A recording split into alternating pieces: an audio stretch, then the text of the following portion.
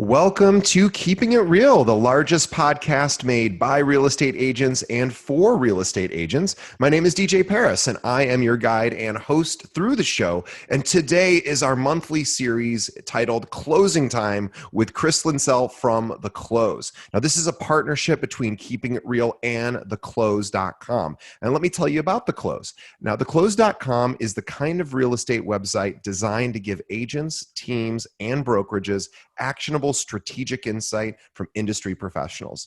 They cover real estate marketing, lead generation, technology, and team building strategies from the perspective of working agents and brokers who want to take their business to the next level. Please visit theclose.com. That's THECLOSE.com, and subscribe to their newsletter so you can get notified every time they publish an article. Now, with us as always is Chris Linsell. He is a staff writer and a real estate coach for The Close. Now, Chris is The Close's residence expert on real estate topics ranging from marketing, lead gen, transactional best practices, and everything in between. He's a licensed agent in the state of Michigan. Chris has been part of hundreds of real estate transactions, from modest rural starter homes to massive waterside compounds. When he isn't writing, you'll find Chris fly fishing or performing on the stage at his community theater's production. Although I guess obviously those that might be put on hold or virtual productions right now. Chris, welcome once again to Keeping It Real. We're excited as always to have you. Thanks, DJ. Yeah, I'm spending more time in the river and less time on the stage, but that's fine. Either way, I'm getting a mental kind of vacation every once in a while. I've heard that fishing is become more popular as a result of COVID. Are you seeing more fisher people out there? Maybe, but honestly, and I'm not, don't even ask. I'm not giving away my secret spots. I go deep into the woods. And truthfully, I love catching fish, but that's kind of a bonus for me. I want to be out by myself, standing in the water, connecting with nature and with my cell phone in the car and nobody talking to me. So if the fish come, that's great. And I'm trying to get further, far enough out into the woods that I would have a hard time finding people, even if I wanted to at this point. So no music. Are you there? Are you listening to anything while you're there, or are you totally just one with nature? Totally disconnected. I don't bring anything with me, much to my wife's chagrin. I often will leave my phone in the car. Even so, yeah, I mean, like you, like most people, honestly, I've got headphones in or, sitting in front of a screen what feels like 16 hours a day. And so any opportunity I have to unplug from that and get away from it, I definitely take. Yeah, well, that's smart. I don't have a lawn because I live in a high-rise building, but my friends who mow their yards, I say, how do you mow the yard without listening to music or a podcast? And they're like, that is my time to reconnect and get quiet. And there's a great, one of my favorite quotes. It's by a mathematician. And I'm blanking on his name at the moment. It'll come to me in a second. But Blaise Pascal, he was actually also one of the sort of forefathers of computer programming, even though this was well before there were anything known as computers. But he had a great quote that said, he was a mathematician, and he said something like, all of man's miseries derive from not being able to sit alone in a quiet room and think, which I don't do enough of, but which is, probably part of the reason for the stress that I experience. I need to get quiet and relax. But I also want to mention The Close, because for our listeners, the uninitiated people who are hearing this for the first time, it's a fantastic resource. It's a great website. The articles they write are long form articles, specifically designed for agents to grow their business. And you recently launched The Close Pro. So theclose.com is a free blog where you can read their articles, and now they have premium content as well. Do you mind sharing with our audience what The Close Pro is? Yeah, absolutely. So we've got The Close Pro as a great kind of augmentation of the things that we do every day on The Close. If you go to theclose.com, you'll find a ton of like you said, fantastic content, resources, strategies, really aimed specifically at real estate professionals. If you are a licensed real estate agent, or you want to become a licensed real estate agent, or you're helping somebody who's a licensed real estate agent, we've got stuff for you. If you want to take it to the next level, we've got the Close Pro. At the Close Pro, we've got things like a members only resource library where we have a ton of long form strategy guides. We have checklists, we have templates, we have scripts, we have the sorts of things that are going to take the tasks that you're already executing on right now and make them easier and more efficient. Another thing we've got there are courses. I've written a course for the Close called 6 Simple Systems to Transform Your Real Estate Business. We've got another course there by a co-coach of mine named Sean Modry about surviving and thriving through any market. Pretty appropriate for right now. And we also do small group coaching calls, free as a part of being a member of the Close Pro. No additional cost to that. You just be a Close Pro member. You get to come every week, ask some questions, get some inspiration. I'm sorry for anybody who's got young listeners here, but I call this our Monday kickoff and kick-ass call. Every week we get together and really set our feet towards the right direction of the week. And this is what the Close Pro is. You come, you pay a monthly membership fee to be a part of this, and we deliver to you every single month with tools that are going to power up your business. And it's remarkably inexpensive. They have different tiers. So you go head over, if you can visit it at go to theclose.com, and then you'll see a link for the Close Pro. And there's a 2-week free trial. So try before you buy. And no contracts, kind of a cancel anytime scenario. So it's really a sort of no lose situation. Check it out. So funny enough, I got on this call a few minutes late, and Chris was kind enough to be patient while I was getting set up. And the reason I was late is we at our firm, we have 2 companies. We have our actively producing brokerage, which is about 700 and when I say brokers, that's just real estate agents. We just call them in Illinois. We call them brokers. Every state has a different sort of different nomenclature for what an agent is. So we have 700 agents in our actively producing firm, and then we have a holding company for agents that aren't actively producing, and we have about 500 agents, so total of 1,200. And right now in Illinois, which is where we're located, the continuing education and license renewals are due by the end of the month, and we have been running an audit to figure out who has and who has not completed their CE, being that there is about 3 weeks left, and about half of our agents have not yet completed. So we are doing this full court press to make sure everyone remembers to do their CE and their renewals. Now, in your state, in all our listener states, this might not you might not have this particular deadline, but in Illinois, every realtor has this deadline. And so I was a little bit stressed out because we were trying to make sure everybody remembers, because we have to terminate people if they don't renew, because the state forces us to on October 1st.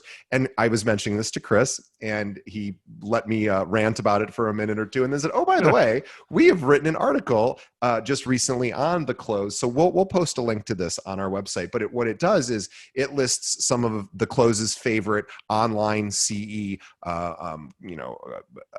websites. We promote a lot of those same websites for our own agents. But it's a great article, and not only does it have some just good online nationwide CE schools, but it also talks about each state, and it has links for most states about how to get more information about what requirements you have for your own particular situation. So I'll post that link for everyone on our Keeping It Real Facebook page. So please, everyone, find us on Facebook, which is facebook.com/Keeping It Real Pod. But it is an awesome article, great resource, really for any agent in the entire country, just to get a sense of what CE requirements they have and some good schools to choose from. So that's the kind of content you get on the Close, and it's totally free. How cool is that? So yeah, totally.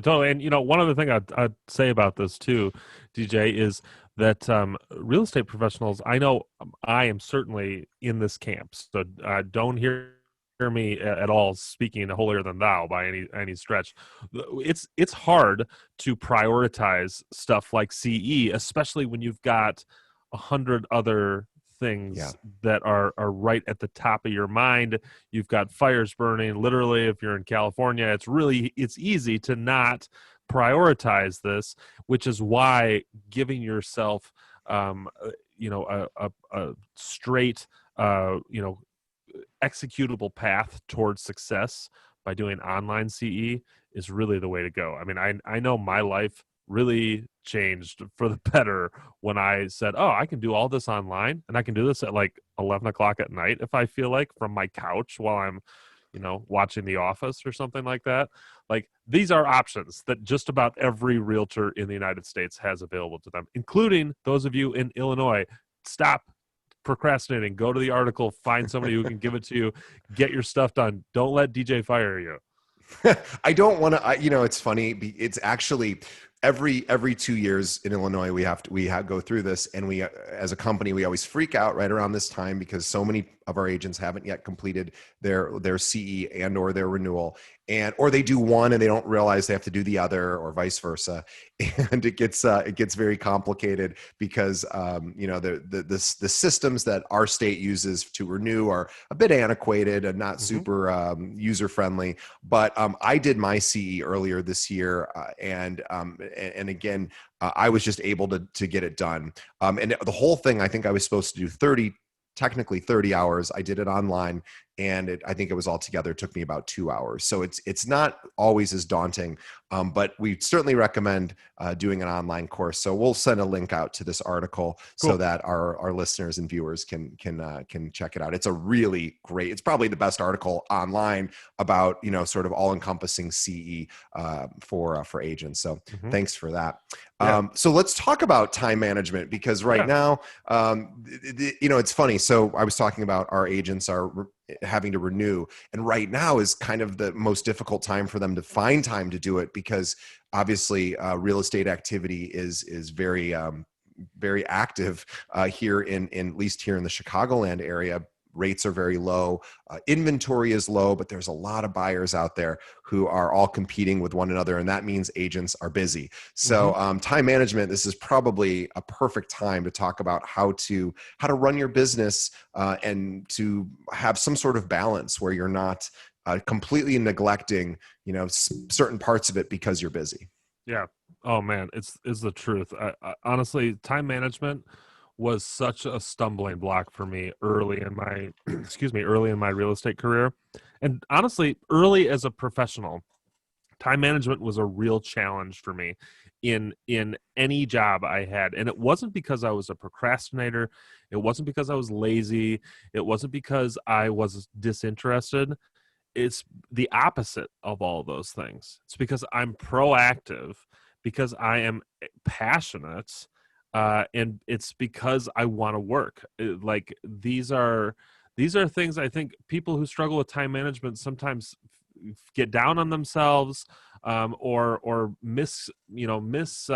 categorize themselves as someone who isn't good at what they're doing. And it's usually the opposite. It's usually that you're so passionate about something, it's hard to keep all of your priorities straight. So getting a good time management strategy in place is really key. I've got a few tips that I'd love to share. I'd love to chat about with you, that I coach other real estate professionals on. And I can tell you with absolute certainty, these are not things that I've read in a book. These are things that I learned through trial and fire, in addition to learning about them from other people too. So what do you say? You want to dig in on this with me? I would love to, because I need these tips myself. So Okay. I'll be taking notes as I'm listening. Okay, well, great. So the first tip I have for folks is to just set expectations, and to set expectations with everyone. This includes your colleagues, the people who depend on you for other things, especially if you're on like a real estate team. Set realistic expectations for when you're going to be delivering things, when you are going to show up at the office, when you're going to leave. And this works with your clients too. Set expectations for the sort of service that you're going to provide, and meet and exceed those expectations. And the key here is setting them appropriately. Yeah. Be thoughtful about what your bandwidth is, and start by setting appropriate expectations. You'd be shocked at how much it matters to you that it's done today, and how little it matters to you know your client that it's not done tomorrow morning. Right. It sometimes it matters much more to you that it's done than it matters to them. So figure out where those expectations are and set them appropriately. I mean, what do you think about that? I think expectations are challenging for real estate professionals in general. They are because, again, if speaking with respect to clients, the vast majority of clients are probably working a traditional 9 to 5 job. They're likely not as available to speak to an agent, even if they're currently working in the middle of a transaction. They might be busy from 9 to 5 if they have the traditional work hours. And then, okay, so then from 5 to, let's say, 10 or 11, whatever time that client is still up, they have family responsibilities, but they're probably also getting together with their family and saying, oh, wait, we do have a question about this transaction. Let's reach out to our agent. And so all of a sudden, a text or an email might show up in an agent's phone, late night. Let's say it's 10 o'clock. I'm not a producing agent, but what I would tell our agents, and I want to hear your take on this, because I just have a theory. You've actually put this into practice in your coaching as well as your own business. Uh-huh. I'm curious. I always tell our agents, make sure before that text comes in that the client understands what times you're available to respond and what the expectation should be. Should they send a text message late at night on how quickly you'll get back to them? And I think that really should happen at the first meeting, or right when you start working with a client. Say, hey, here are my hours. Here's my customer service policy. And you don't have to get super formal about it, but just say, hey, if a text comes in after 9 p.m., there's a good chance I might not see it until the morning, in which case I promise to respond to you first thing, or just whatever your official policy is. I'm curious, do you get that granular with respect to, late night messages? Because I know this happens a lot to our agents, and just want to hear your thoughts on what to do. Yeah, definitely, definitely get granular. I get down to that level. I even go as far, honestly, as I don't use my personal phone number with clients. I use a Google phone number that can send and receive text messages. As far as a client is concerned, they can't tell the difference. The difference, though, is I can turn that off. And I can Right. even set away messages with some of the new the Google Voice opportunities, so that, like an autoresponder, so that if somebody is sending me a message at midnight, they're going to get something back from me. And it's going to say, I really value your communication. So excited to work on this with you. I get into the office at 8 a.m. You're going to be the first person I talk to. Something like that. You know what I mean? Like Yeah. those sorts of things. People just want to know, the person who's sending you a text at 11 o'clock at night, it is rarely, my house is on fire, I need you right now. It Right. is often, I'm thinking about something and I want to tell you before I forget. That person is not looking for your immediate response. That person is looking for an acknowledgement that they've been heard. And so providing them with that using an automated process is absolutely the way to go. I mean, this is why we set away messages in our email when we go on vacation, because we Right. want people to know that their message has been received. Do the same thing with the rest of your communication too. Set those expectations appropriately. Really, really smart. Great Yeah. advice. So my second, set expectations. That's number one. Number two, delegate. You've got to delegate non-essential tasks to people other than you. And a mentor of mine early in my career put it perfectly, and I steal this from him. So, Mike, thank you for your inspiration here. I've used it many times. He told me, Chris, everybody has got A, B, and C work. Their A work is what they are born to do. It's where they make their bread and butter. It's where they are better than their competitors. This is where, if we could pick, this is where you would focus all your time. Your B work is the work, it's okay. You don't mind doing it, but it's not really where your passion is, and it's not really where you're making money. And so even though you don't love it, you kind of got to do it in order to support your A work. And then your C work is the work you hate doing. This is the work that sucks your will to live. It's important. It's got to get done. It's putting stamps on the mailer envelopes. It's um, checking to make sure the area codes are on all of the phone numbers in your CRM. It's verifying the sale price from tax records on your farm area houses. It's the sort of stuff that honestly that serial killers love doing. Okay, that's the sort of stuff I hate doing that. But if that stuff didn't get done, the mailers wouldn't go out. My CRM would have inaccurate information. So the moral of the story is delegate. You would be shocked at how many people, maybe you wouldn't. Actually, I bet you a lot of people wouldn't be shocked right now. There's a lot of people who are looking for stuff to do. There's a lot of people who are looking for ways to make money, not as a full-time job, but as like a couple hours at a time here or there. You go to places like Fiverr or Upwork, and you're going to find freelancers that live across the world and across the street who are willing to do all of this stuff for you.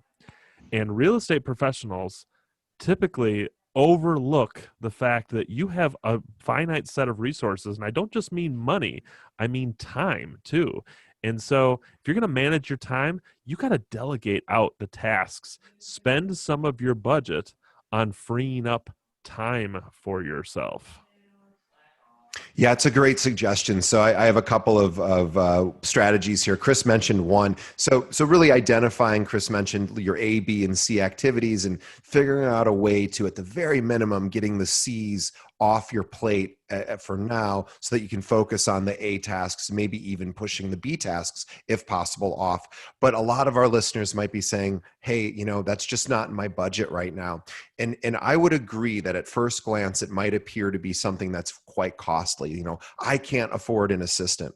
But Chris brought up a really good point. I want to go back to it because it's exactly what I'm doing right now. So just to give some context around what I'm about to say. So I mentioned earlier we have 1,200 brokers. About half of them have not done their continuing education and renewals, which means in about 21 days, if they haven't yet completed that, we are forced to terminate them, which is also a huge problem, obviously for our business financially, but also just the workload of terminating, that many people would take us days and days. And then most of them are going to come back because they're going to finish their CE and pay a little late fee to the state. Anyway, we're trying to avoid all that. And the reality of it is we just don't have the manpower to make 600 phone calls every single week to these people, along with text messages and emails. So we outsourced this, and we actually used Upwork. For this, we didn't use Upwork, but Upwork.com or Guru.com is a place where workers from all over the globe will compete for this business. And so with these kind of phone calls, really anybody can make them. And so we have a staff of 5, what we call virtual assistants. They're quite affordable, and they're now spending about an hour a day each on this task. So even if they were cost, let's say, maybe it's $10 an hour, maybe it's $15 an hour, maybe it's less, whatever the cost is, think about how inexpensive that is versus spending, a full week every week, basically making these calls just to keep everyone, making sure their CEs and renewals are complete. So this is something that I do myself, and we have found a team. Now, if you say, okay, well, maybe I can't even afford that, or that seems like quite a bit of work, then go to someone in your office. See if there's somebody that has an assistant that isn't fully busy, and say, could I borrow them for 30 minutes a day or an hour a day? And what would the cost be for that? What you might find, or go in on it with another agent, maybe share those responsibilities. You guys both work together. There's a lot of options here that are more affordable than you might think. Oh God, 100%. And it's important. I always put this in really stark contrast for anyone who I'm having this conversation with. Think about your A work. For most real estate agents, that involves working and actively moving deals towards a close. And think about if you are getting to a close. Let's say you've got a sale at, at 3%. Your GCI on this 15 grand. If you spend 15 hours, 15 collective hours getting that transaction from the start to finish, you are, before taxes and fees, obviously, you're making $1,000 an hour. That is really valuable time. I mean, shoot, even if it takes you 30 hours to get Yeah. start to finish, you're making more than most attorneys in the United States at that point. And you are doing so really in your own control, with your own ability to control your time here. And so if your time is worth $500 an hour, doesn't it make sense that you would pay somebody else $12 an hour Right. so that you could have that time back? 12 for 500 is a pretty easy exchange. And also for activities that you're not best at doing and is not, maybe even worth, yeah, you'd be giving up that huge hourly wage. So that's always another great tip, is if you want to figure out, how much to spend in your business and what your worth should be, is you want to start at the end and, Yep. think about, what would I like to earn this year? What's a reasonable amount that I could shoot for? That's, more than what I'm currently doing, and then back out and figure out, okay, how many hours am I willing to work? And that's going to dictate your hourly rate. And then, okay, now there's going to be B and C activities all throughout every day of those years, or of that year. So then how do I take that off my plate so I can get back to my hourly rate? Well, just like most attorneys or most successful attorneys will have an assistant or a Mm-hmm. paralegal or Mm-hmm. somebody in their office to do some of those B and C activities, which are not lesser activities. They're just Oh. not what's ultimately going to bring in the business and maintain the business. And it's not, the attorney didn't go through 3 years of law school and pass the bar to then worry about some of the B and C activities, which they're probably not. Maybe they won't even do them as effectively as somebody who that is their specialty. And so finding those people and building that into your budget will ultimately, really help your business. So you always think of your business as you're a business owner, and you probably need an employee or two. And it doesn't have to be a full-time employee. Could be an independent contractor, somebody you just hired to do. What if everyone listening just said, a lot of us are probably familiar with Brian Buffini and his system with coaching, and he's big into sending out what he calls items of value once a month. And everyone knows that'd be probably a good idea to throw something in the mail to everyone in my sphere of influence once a month, but you probably just don't get around to it. But every time you do that, you're probably, at least, you might not get a transaction, but you're certainly getting some goodwill, and you're keeping your name in front of people. And you say, well, okay, I don't have time to do that, but maybe it's worth spending $100 for somebody to help you do that once a month. Mm-hmm. Even if it just resulted in, maybe it's $200 a month. So let's say it's 200 times 12 is $2,400. If you spent $2,400 a year and just got one transaction out of it, in most cases, that would more than pay for itself. More than pay for it. And think about for yourself, like, what you said. You said something there that was super interesting to me, and something I think that is a common theme in a lot of real estate professional narratives, which is, this may not get me a transaction, but it's important to remember there's a lot of activities that kind of fall into that category. And I want to be totally crystal clear here. There is, all of that stuff does contribute. It may be in ways that are difficult to measure, but I guarantee you, if you dig deep enough into your personal business data, there will be, eventually you will arrive at a quantifiable number, a quantifiable value for each of those touches that you talked about. It may be challenging to find at first, and you may have to get somebody to help you dig in and interpret your personal data. But I guarantee you, there is a quantifiable value for every single postcard that you send. There is a bump in your GCI, even if it is in the single, double, or triple digits of dollars, that occurs when you do that stuff. You just have to figure out how to measure that. And so this is what I'm talking about. When it comes to delegating, find people who can put you in a place where you can spend your time on your A work. And it doesn't have to be, like you said, doesn't have to be hiring a full-time professional for 50 grand a year. It could be a couple hours a week at $12 an hour just to give you that time back. So that's tip number 2. Actually, tip number 3 is not too dissimilar to what we're talking about now. And it is that the tip here is that real estate agents should be time blocking. And not everybody knows what this means.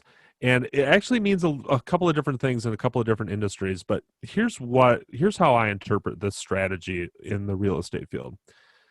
Think about for a second, DJ, you're active on social media. I mean, especially with the podcast here, Mhm. you know that you could, if I said, DJ, I'm going to give you some time to plan some Facebook posts. You know that there is, if I gave you 10 minutes to do it, you could spend 10 minutes doing that. If I gave you an hour to do it, you could spend an hour doing it. That's true. If I gave you a day to do it, you could spend a day or a week. I mean, you really can. For most of our tasks as real estate agents, there is not necessarily a clear end to that task. There are just kind of chapter markers in it, Yeah. right? Whether it is, sharpening the contacts in your CRM or your social media planning or your newsletter planning or your real estate farming strategy, all of these things are these big tasks that have kind of chapter ends, but there's not really an end to the story in them. And because of this, I suggest to real estate professionals that you, rather than plan on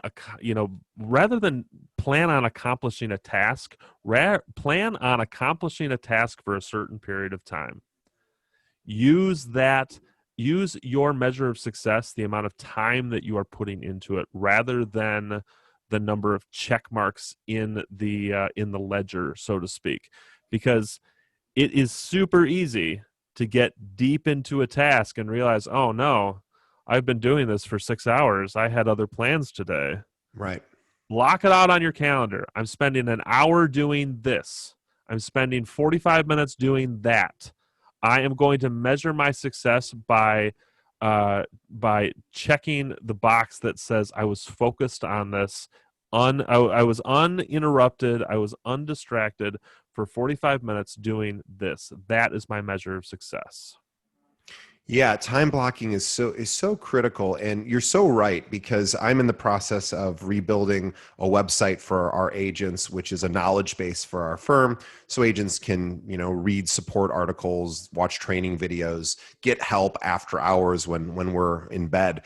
And I build websites. I enjoy that. I've been doing that for 20 years, and it's so easy for me to. I love doing this task because I can lose a whole day doing it, because there's so many things to do, and I never put an end date on how much time I'm going to spend on working on this website. And so as a result, I always underestimate how long it's going to take. I think, oh, it'll take me 10 hours. Well, it's probably really going to take me about 30.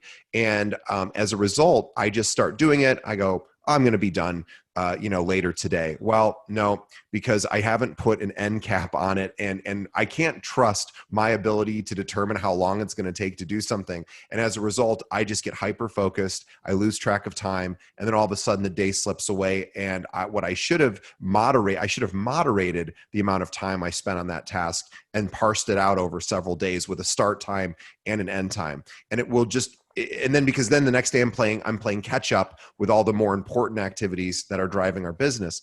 So I'm sure everyone listening can relate to that. And also think too, like, if your task today is, as Chris mentioned as an example, this just sparked a thought of mine. So I apologize for going a little off topic, but Chris brought up a really good point. It's talking about sharpening your sphere of influence and going through and making sure all the area codes are correct for all your contacts. And these are all things that we're like, gosh, on a rainy day, this is what I'm going to do.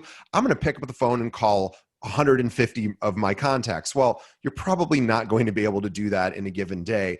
Just to ask them, hey, I want to just make sure that this is the correct address for you still. And oh, by the way, when's your birthday? I don't have it in I wanted to add it. So this would be a great, by the way, a great exercise if you're looking, every one of us can probably spend some time and tightening up our sphere of influence, because of course that becomes our book of business over time, or those become our advocates who then refer business to us. If you don't have information about, where they work, what their, maybe their if they're married, what is their anniversary around their marriage, what's their birthday, where, what their kids' ages are, maybe kids' birthdays, things like that. If you don't have that information, it's a lot to get. And that would be a great opportunity, as we went back to a previous suggestion, of hiring somebody to call on behalf, and maybe send out an email to everyone saying, hey, my assistant's might be reaching out to you to get some information. Boy, that would be some of the best use of time and money, where you're not having to pounding the phone is a great thing too. But for tasks that are really beyond, like, I really shouldn't be building our knowledge base, but I got excited about it. I like doing it. And so as a result, I can't trust myself to just know when to stop for the day. I have to put that end cap on it, or else I'm going to lose the whole day. So definitely put a start and end time on there. And then for anything where you think, gosh, my time is better spent elsewhere, get someone else to do it for you. Big time. So my last two time management suggestions are a little counterintuitive for real estate professionals. I usually get some weird looks when I say these. So bear with me here. The first one is go against the grain. Do what people are telling you not to do. And when you've got large repeatable tasks, like, for instance, scheduling your Instagram feed. Yeah. Do not sit down and do 30 photos at once. Right. Don't even do 20 photos at once. Do anything you've got a large repeatable task, do small batches of that. And it's not just because of the amount of time dedicated. There is something magical about small batch production when it comes to real estate and any kind of knowledge work, in that if you choose to do small pieces of a task at a time, you are given the opportunity after each small batch to go back and measure your effectiveness, to measure how you are performing, and to take those measurements and make changes to the next batch. So here's a great example. Let's say you have got a handful of new listings coming up. You're going to do some promotion for these new listings on Instagram, and you're going to plan out all of your Instagram posts over the next 7 days on a Sunday afternoon. Well, you may spend 3 hours putting together all of these Instagram posts, but what if the first couple of them completely flop and you realize, oh man, maybe this isn't resonating with my audience? Well, you've lost 3.5 hours, 3 hours, however long it took you on Sunday Good point. to do all of this. It seemed like a good idea at the time, because we are told once you get into that groove, you can just crank them out. You've already got yourself set up for it. Why not just do them all at once? That way you'll save time. You're not saving time. You're consolidating your time into one day, but you're risking the ability or giving up the ability to measure and then pivot your strategy if it doesn't work. And you're giving up the ability to double down on your strategy if it is working, because you've already put in the time. Don't do it like that. Go in small batches, produce 2 of those Instagram photos at once and measure the results. And then save yourself 15 minutes later on to say, okay, how did this do? What can I learn from this? How can I improve the next batch?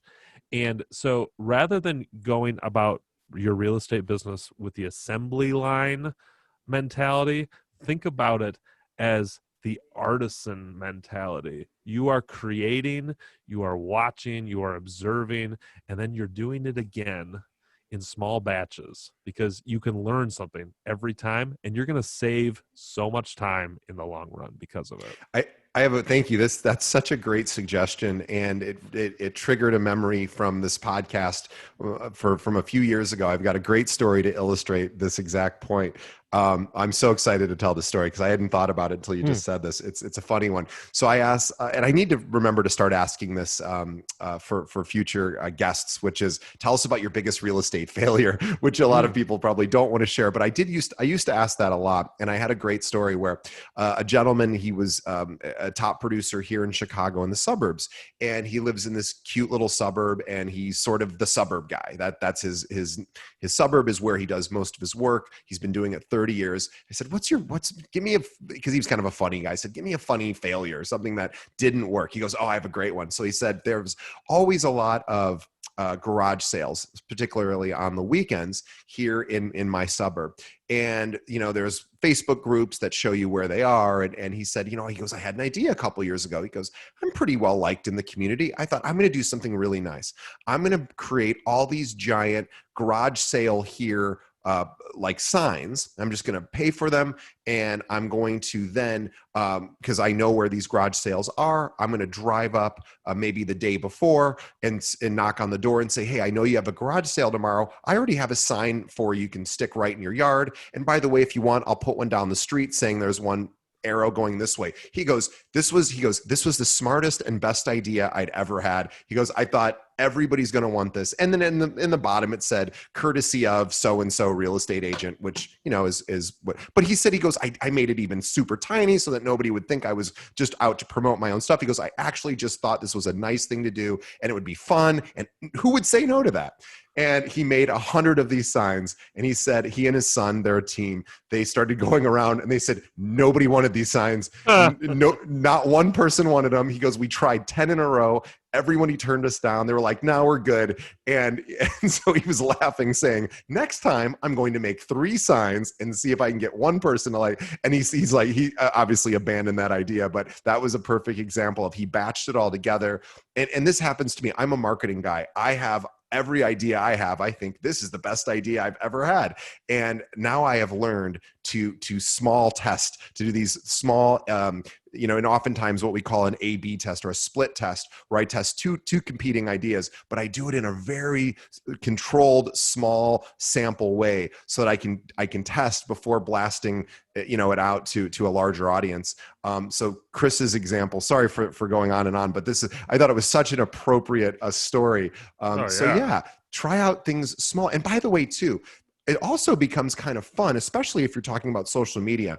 And every day, if you say, okay, I just have to come up with 3 posts today, that's really a doable, achievable task. And if you enjoy doing it, add it into your day, make it an everyday thing because you enjoy it. And that way you're not having to batch it all out in one day and hope that you're on the right track. You can get the feedback like Chris said, but then also you get these little tiny wins every day of completing the task, which is also something that is important.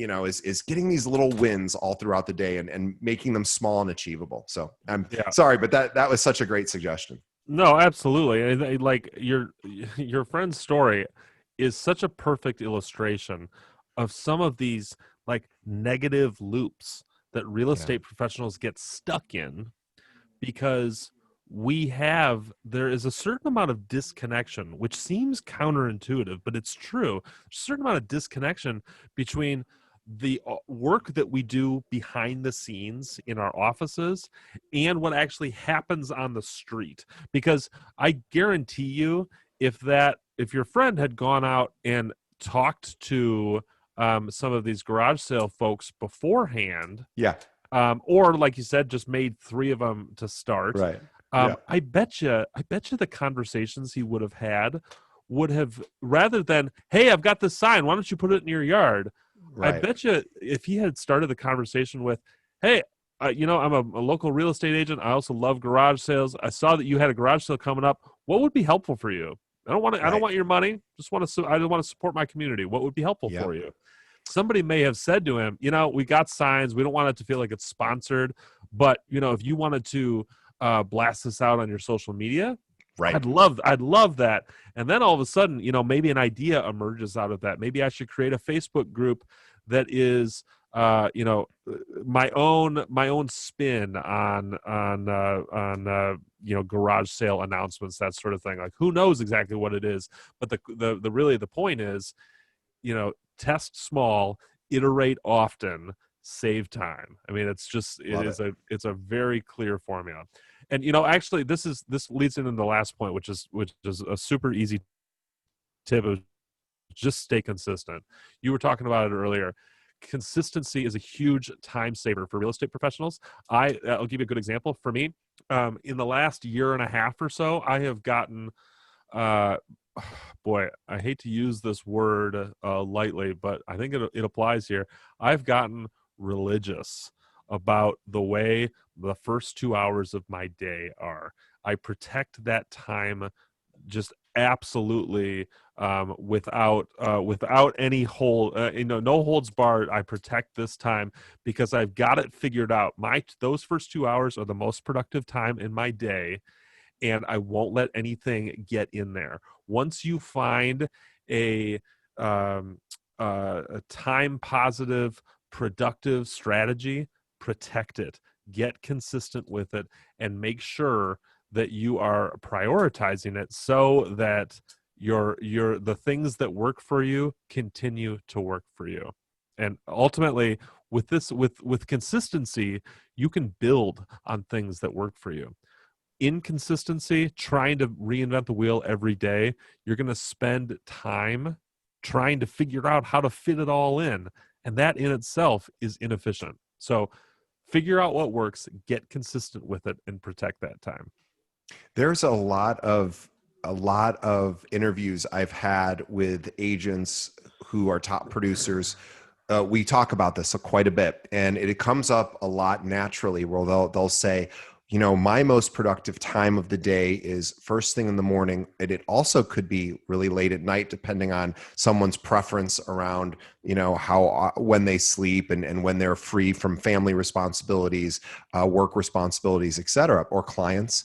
And find that time. It doesn't always have to be first thing in the morning, which is naturally what I think a lot of us think. And for me, I need first thing in the morning as well. That works best for me. I've interviewed plenty of agents who say, especially if there's a house full of children and other responsibilities related to, outside of work, that sometimes late at night is a good option as well. But whatever that time is, this is, or even if it's just, I want to spend 20 minutes a day thinking about my business, whatever those activities are, you need to, obviously schedule them. And then, as Chris said, really protect that time because it's so valuable. My boss for years, he's consistently an exercise guy, and he has always been that. And I said, wow, you are so disciplined. And he says, oh, I'm not disciplined at all. I just schedule it. I have to schedule it because I'm not disciplined. And he said every day he has to, not every day, but 4 days out of the week, he has to be in the gym at some point to help with his stress. And he was telling me about it for years and years. And I always knew I should exercise. He says, you don't even understand how much more productive you're going to be when you start doing that. And I said, yeah, I know. I mean, everybody knows that. But he goes, no, you don't really know it. He goes, you know it intellectually, but you don't really experience that. And I started doing it. And I said, Nick, I'm going to have to take time out of my workday to go to the gym because that's when I can do it. And he goes, I don't care. That's good time for you. So, and it's really been, and thankfully I work for somebody who is fortunate. I'm fortunate enough to have somebody flexible who's giving me that flexibility. But the point is I am actually a lot more productive in the remaining time I have. And so whatever those activities are for you, whether it's working on your business or whether it's like Chris says, sometimes going out and being one with nature and fishing, or whatever activities recharge you, those are the activities that, or just, hey, I'm going to hardcore focus on my business for the next 2 hours or prospecting or calling all my clients. Because what happens is, those 2 hours are easy to lose because, we have things coming at us all day long. We have reactionary things. If anyone who's listening read Stephen Covey's book, I think it's First Things First, where he creates a quadrant. And it basically, what it is urgency versus importance. And the 4 quadrants are urgent, important, not important, not urgent, important, not urgent, not important. When something comes in, his suggestion was figure out if it's urgent and important, and does it need, as Chris said earlier at the very beginning, hey, does this need to be, how important is this to respond to right away? We get a dopamine rush from responding to things right away. It feels good to us, but it might not be important. urgent things aren't always important. So figuring out when things come in, take a breath, and especially if you're time blocking, you just do away with those distractions. But even when you're not time blocking and something just comes in, think about it for a second before, especially if it's a text message, just think about it for a second and go, okay, do I need to respond to this now? What's the expectation? How important is this to the client? And does this fit in with my schedule? And is this going to derail me from being productive? Or is this going to is this going to get me back on track? Whatever it is, then respond. But think about it first. You should guard every minute of the day that way. Think about what's the best thing to do right this second to grow my business. And if it's, and by the way, if you haven't told that client in advance, hey, I might not always respond within 2 minutes to every text. Maybe you do have to reply to them, but think about your next client and say, next time I don't want to be in that position. I don't want the client to be stressed waiting for me to hear back and waiting, saying, how come they're not getting back to me? They usually get back to me right away. Making sure the expectation is set, making sure you are guarding your time, and just trying to balance it all out. It's not easy, but this is where good coaching comes in as well. So, I have a trainer at the gym that I pay for helping me exercise because she keeps me focused. And, if anyone else if you're able to afford a coach, this is a great way to stay focused on keeping on track with your day. Yeah. And, on that note, I'll tell you, I do coaching and consulting and help realtors and actually some non-realtors with stuff like this every single week. And I want to just leave folks with some action items here that you can take right now. And this won't cost you a dime here. There are 2 tools that everybody should take a look at. You can get these for if you're a Mac user, they have desktop apps, but they have apps for both Android and Apple phones, and you can use them on the web too for helping you keep your time management strategies at the forefront. The first app is called TickTick, TickTick, TickTick. It is a to-do list app. You can set up lists. You can set up deadlines. You can set up blocks of time that you're going to spend on the individual tasks. You can color code things. I use this. I'm not kidding you. It is the first thing I look at every single day, and usually the last thing I look at before I turn my work brain off. So TickTick, this is something to check out. The other thing I like to use to go with it is another app. Again, they have a desktop app for Mac, but you can get on the web or on your phone. It's called Toggle, Toggl. And they're a timer. It is essentially a glorified timer that allows you to create, stop and start timing to see how long you're spending on things. And I take both of these apps and I have integrated a time management system that is really, really valuable for me. These are things that if this costs you nothing. The only thing this costs you is 5 minutes to go investigate it, take a look at it for yourself, go download it, give it a try, see what works for you, because ultimately, there is a big time confusion. And I'll leave folks with this little parable here, and hoping that I can get through to at least one person listening to this. There is so much confusion between long hours and effective hours. Right. I just, my heart breaks for these real estate professionals who are working these 55, 60, 70 hour weeks because they have such a demanding job and it's the busy season. You know what? It's the busy season because there's lots of people shopping. There's lots of people selling. It's not the busy season because you are working this much. There are ways for you to manage your time and take advantage of the busy season.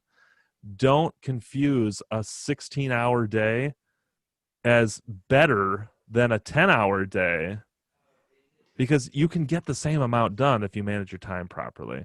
And ultimately, as a real estate professional, I want what is best for the health of our industry, and that means best for the health of our professionals.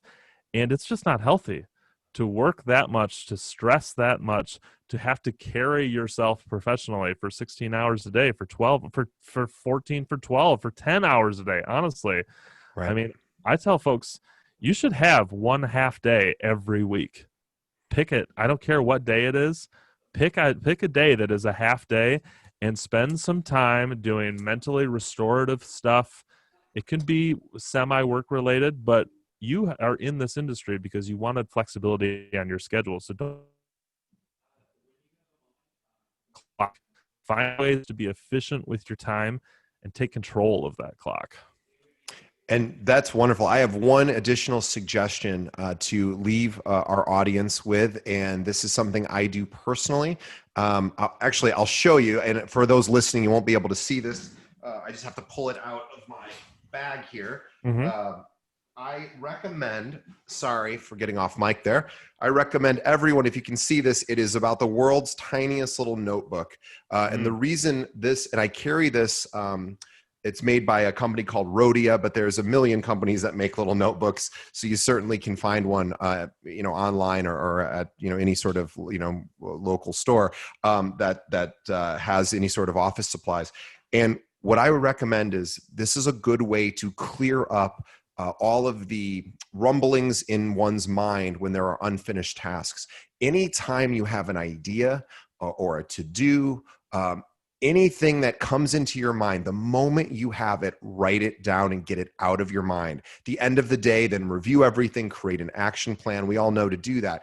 What I will tell you is ideas, especially when you're a business owner, you have to think about your business, and you might have a really great idea. And then we know that, 2 minutes later, it's likely to be gone because you have all these other things coming at you. You need to get it out of your head and onto paper. I could not believe how important that was. This is really based off of Getting Things Done by David Allen, which is a very, very popular and now famous sort of methodology, which is a very difficult getting things done. If anyone's tried to implement it, also known as GTD, it's very challenging. But at the very least, all of us can just carry around a little piece of paper or a notebook at any time an idea or a to-do comes in, write it down. You will be so surprised at how much more peaceful your mind will be. Just, it won't be rattling around in your head. And then have a dedicated time in the morning or in the evening to go back through those ideas and to-dos and scheduling them out and adding to your to-do system. Like Chris uses, is it Tick Tick? Tick Tick, yeah, Tick Tick. Yeah. The one I use is called Todoist. There's a million different to-do list, apps and services. They're all good. Pick one and stick with it. Consistency is the key. Mm-hmm. But carry around a little piece of paper and a pen. I have a little tiny pen to go with this little tiny notebook. This notebook is no more than 2.5 inches tall. It's that small, and I just write little ideas in. Otherwise, at the end of the day, there's times when I don't do that, and then I'm like, great example, going to the grocery store. If I don't write out everything I need to buy ahead of time, I'm aimless. I'm walking around aimless. I can't remember what I'm supposed to get. I have to look at everything to remember, am I supposed to get that? Whereas if I write it down, I just go, I'm just going line item by line item. So everyone, write down your ideas and your to-dos, and you'll probably just find your day is going to go a lot smoother, and you'll have more time for more ideas to come in as a result of getting the old ideas out. Well, Chris, those are unbelievably great suggestions for helping our agents, our listeners manage their time. So again, we want to thank you for coming on from theclose.com. We are theclose.com's biggest fans. Please, everyone who is listening, go visit theclose.com, subscribe to their newsletter, visit their website, bookmark it, because not only it's a very the articles they provide on there, number one, they're very digestible, but they're lengthy. I can't tell you how many times I might be preparing for a real estate training with our agents, and I might think, okay, let me see what new marketing ideas are happening in real estate. So I'll just Google new marketing ideas for real estate 2020 or something to that effect. And I come up with these, pretty bare bones lists from different blogs. They're usually not very inventive or exciting. It's a lot of old recycled ideas. The Close does not do this. What I love about the Close is they actually put a tremendous amount of thought. They have an amazing editorial staff that goes through and really researches these articles. It's a lot of fact-based stuff. There's a lot of statistics, and the articles are all worth your time. There's no low quality content there, which is why we're so excited that they're partnered with us for this show, because it's our favorite favorite real estate website for helping agents get to that next level. So everyone go check out theclose.com. Check out the Close Pro as well. 2-week free trial. How cool is that? And you can continue on. They've got all sorts of great courses that you can participate with there, and coaching, group coaching sessions. So Chris, thank you once again for being on the show. On behalf of our listeners, you always bring great content to our, just like you guys do at the Close. So this is awesome for our listeners. So thank you. And on behalf of Chris and myself, we want to thank all of our listeners and viewers. We're going to remind everyone to tell a friend, think of one other agent that could benefit from hearing from this great series of suggestions on how to better manage a real estate professional's time. Send them a link to this podcast. You can find us on Facebook, facebook.com/keeping it real pod, or go to our website, keepingitrealpod.com, or just pull up any sort of podcast app if you're not already subscribed. We're on every app, and just look for Keeping It Real. You'll find us, and tell another person about us, and we'll continue to grow. Chris, thank you again so much. We will see you next month. Looking forward to it. Always a pleasure, DJ.